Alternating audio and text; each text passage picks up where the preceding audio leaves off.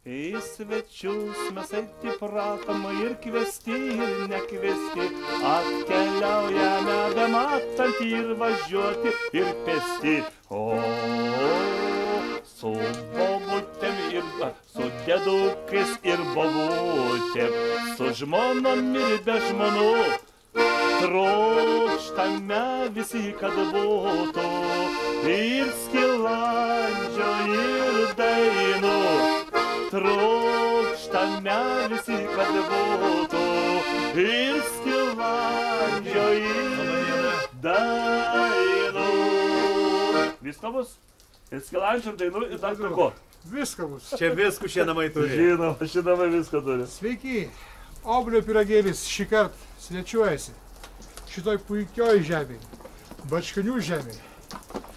Ir kviečia visus žiūrovus užeiti iš Bačkonių tiesiai. Svečias ilgametis armonikos atstovas, vadovas, kompozitorius, dainų autorių atlikėjas, ponas maestro Liupkevičius. Tai galima pradėti? Prašom. Taip jau buvo nuo pradžios, kas neteps, tas ir nevažiuos. Reikia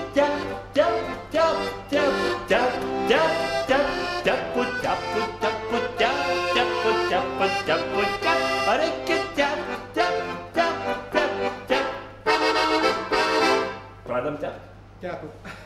Gaminsimės šiandien bačkonių kepsniuką, improvizuotą. Tai yra kiaulienos malta mėsytė, neriebi, 2 kiaušinukai, svogūniukai ir duonos žiūsai.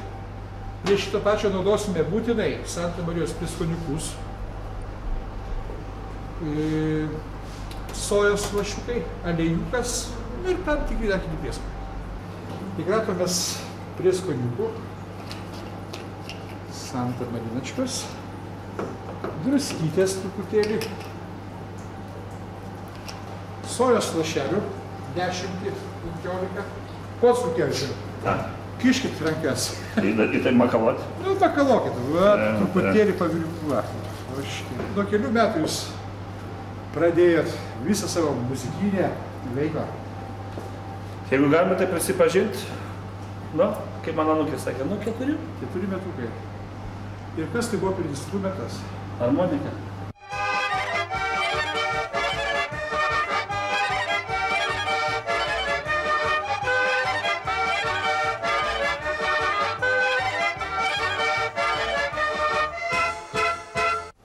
Gerai, išmačiojam, štai va, tai jie būtų minkštučiai. Visas pusės išdirbami. Mėsytė šviežia. Taip. Atvežta tarp kitko iš Vilniaus. Ir be chemikalų. Jo, iš prie Salotės prekybos centro. Taip. Ten pastovi šviežia mėsytė. Va. Gražu? Gražu.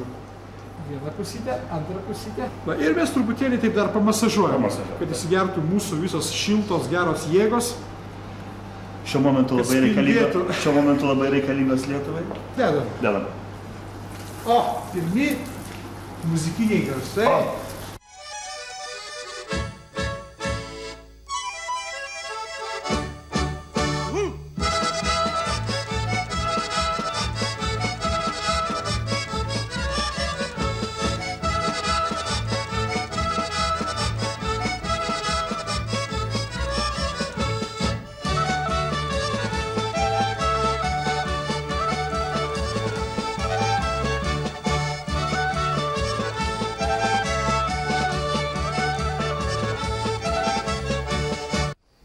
Mes esame Bačkonių puikiam atremontuotam kantinėsiniai restorane.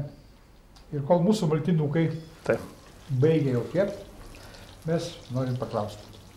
Ką jums gamindavo jūsų mamytė? Ką jūs tais pokario sunkiais metais valgydavot?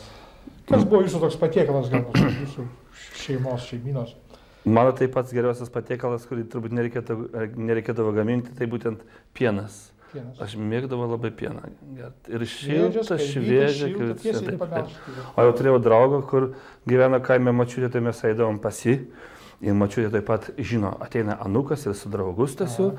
Reiškia, nu tai dabar aš žinau jūsų patiekalą, kadangi pokario metais labai sunku buvo su maistu.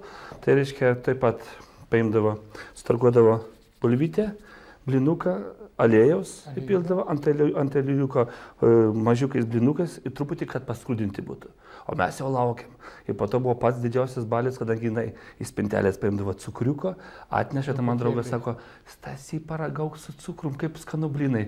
Nuo to laiko mėgstu, ir turbūt ir mano anūkai mėgsta dabargi, truputį cukriuko, kiek nori, pagal skonį. Jūs dirbote televiziją, prasidėjo praktiškai televizijos, ne? Ar dar prieš tai buvo kokie? Taip, buvo prieš tai Kauno muzikinis teatras. Po to buvo trukumas vyrų ir armijai visus imdavo, ir iš aukštųjų, ir iš to, po to dainų šokių ansamblis Lietuvos, po to pačio Lietuvoje. Kiek čia metai buvo? Tai buvo 63. Oi. 63 metai.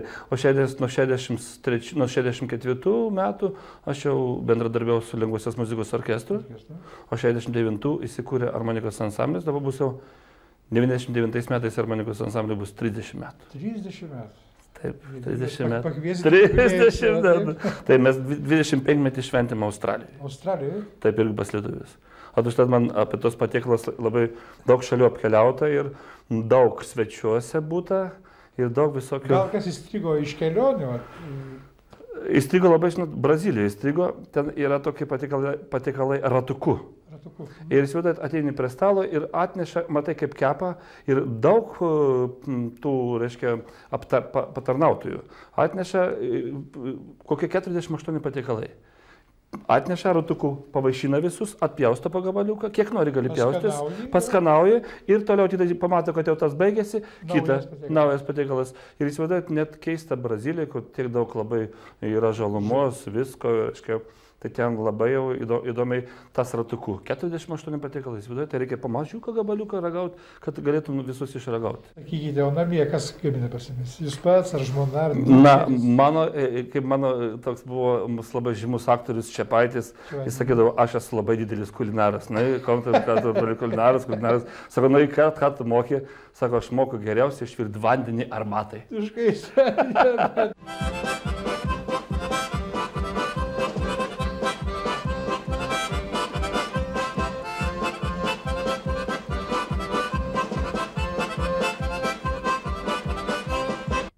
Mes esame rekordininkai plokštelių leidybai. Jei nepastatys, kiek tai plokštelių? 10 plokštelių tais laikais. 10 plokštelių. Taip, ir tave tarpė ir 3 vaikiškos pasakos. Armonika labai laiminga, kad labai daug filmavomės. Ir būtent Bražinskaitė, Arvydas Ilginis, Vasilius. Mėgstu visus žanrus. Visus žanrus. Baigiau kaip operos dainininkas, operą dainavau, dirbu televizijoje, rimtą muziką transliavau, simfonijas, operas televizijoje, o pats labai mėgstu ir estradą, mėgstu ir liaudies meno, reiškia kaip harmonika.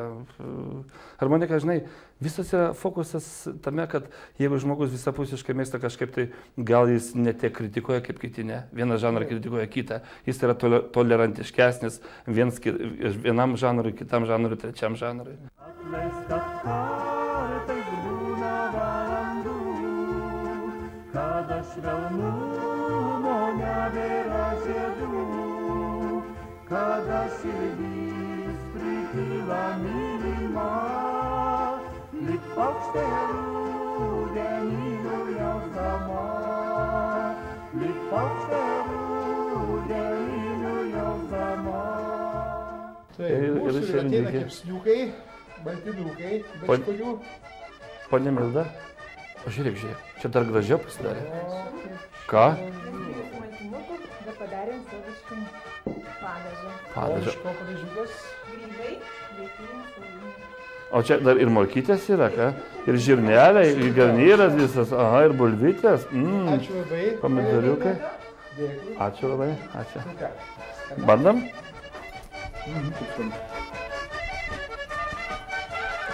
Skanu?